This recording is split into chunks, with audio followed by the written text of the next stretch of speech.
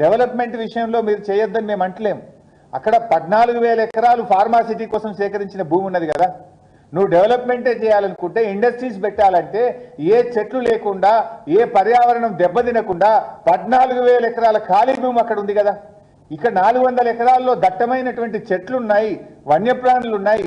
ఈ భూమినే ఎందుకు కూల్చే ప్రయత్నం చేస్తున్నారని చెప్పి మేము అడుగుతా ఉన్నాం. ఇవాళ ఈ భూమిని కుదబెట్టి రేవంత్ రెడ్డి ఏం చేసిండంటే ఆల్రెడీ 10,000 కోట్ల రూపాయలు అప్పు తెచ్చిండు. ఈ భూమిని కుదబెట్టి 10,000 కోట్ల అప్పు తెచ్చి రేవంత్ రెడ్డి గారు ఇవాళ ఈ భూమి మీద అప్పు తేవడమే కాదు, మొత్తం మార్టిగేజ్ చేసిండ్రు. ఈ మార్టిగేజ్ డాక్యుమెంట్, ఈ భూమిని మార్టిగేజ్ చేసినటువంటి డాక్యుమెంట్ ఇది. 10,000 కోట్ల రూపాయలు అప్పు తేవడానికి ఈ భూమిని ఒక ఇదే కళ్ళు కొంచెం వస్తుంది సైడ్ చిన్నగా ఉన్నది. ఒక లెటర్ ఉంది కదా, అసెంబ్లీ లెటర్ ఉంది కదా. రైట్, ఈ భూమిని డేట్ కూడా ఇస్తాను. రిజిస్ట్రేషన్ ఆఫీస్లో మార్టిగేజ్ చేసినారు. డేట్ ఉంటుంది 2024 నవంబర్ 13, నవంబర్ 22 నవంబర్ 2024, 22 నవంబర్ 2024 నాడు ఈ భూమిని కుదబెట్టు రిజిస్ట్రేషన్ ఆఫీస్లో 10,000 కోట్ల రూపాయలు అప్పు తెచ్చింది.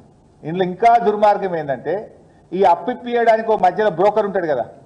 ఈ అప్పు ఇప్పియడానికి మధ్యలో బ్రోకర్గా వ్యవహరించినటువంటి వ్యక్తికి 169 కోట్ల 83 లక్షలు లంచం ఇచ్చింది. లంచం అంటే బ్రోకర్ ఫీజు ఇచ్చింది.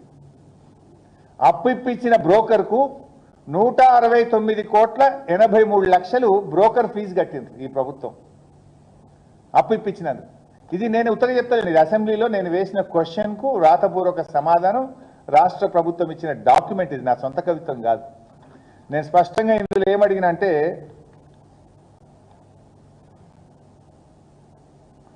the details of merchant bankers, the quantum of amount to be paid to them till now. ఈ రోజు వరకు ఎంత కట్టింది ఆ బ్రోకర్ కంటే ఇలా రాసింది ప్రభుత్వం answer. Merchant banker name trust investment advisers private limited, an amount of 169 crores 83 lakhs 97,978 rupees has been paid. దాదాపు 170 కోట్లు అప్పిప్పించిన బ్రోకర్కు వీళ్ళు డబ్బులు లంచం ఇచ్చిండ్రా, మరి ఫీజు ఇచ్చింది. ఇది రేవంత్ రెడ్డి ఘనకార్యం ఏంటంటే అప్పు తేవడానికి కూడా బ్రోకర్లను పెట్టుకొని ఆ బ్రోకర్లకు 170 కోట్లు ఇచ్చిండు. ఇది రేవంత్ రెడ్డి నిర్వాకం. ఇప్పుడు ఆ భూమిని తెగనమ్మాలి, ఆ భూమిని అమ్మి ఇంకో 40,000 కోట్లు తేవాలని చెప్పి మళ్ళీ ప్రయత్నం చేస్తున్నాడు. అంటే ఈ రకంగా రాష్ట్ర ప్రభుత్వం పూర్తిగా ఇలా బుల్డోజ్ చేస్తూ నియమ నిబంధనల్ని ఉల్లంఘించేటువంటి ప్రయత్నం ఇలా రాష్ట్ర ప్రభుత్వం చేస్తూ ఉంది. ఇలా సుప్రీంకోర్టు స్పష్టమైన ఆర్డర్ ఇచ్చింది. అక్కడ ఎలాంటి చర్యలు, ఎలాంటి యాక్టివిటీ చేయొద్దు, యాజ్ ఇట్ ఈజ్ నిలిపివేయండి అని చెప్పి సుప్రీంకోర్టు చెప్పింది.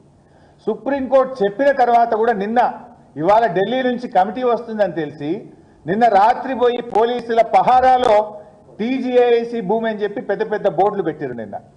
ఇది కూడా సుప్రీంకోర్టు ఉల్లంఘన కిందకే వస్తుంది.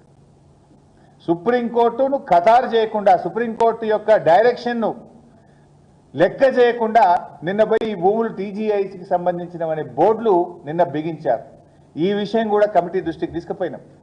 ఇది సుప్రీంకోర్టు యొక్క ఉత్తర్వుల ఉల్లంఘన జరుగుతూ ఉంది. సర్వోన్నత న్యాయస్థానం అంటే లెక్క లేకుండా ఈ ముఖ్యమంత్రి రాష్ట్ర ప్రభుత్వం వ్యవహరిస్తుందని చెప్పి ఈ బోర్డులను కూడా మేము కమిటీ దృష్టికి తీసుకుపోయాం. నిన్న రాత్రి పెట్టారు, నిన్నంత సాయంత్రం ఈ బోర్డులు this land belongs to TGIC అని బోర్డులు పెట్టినారు.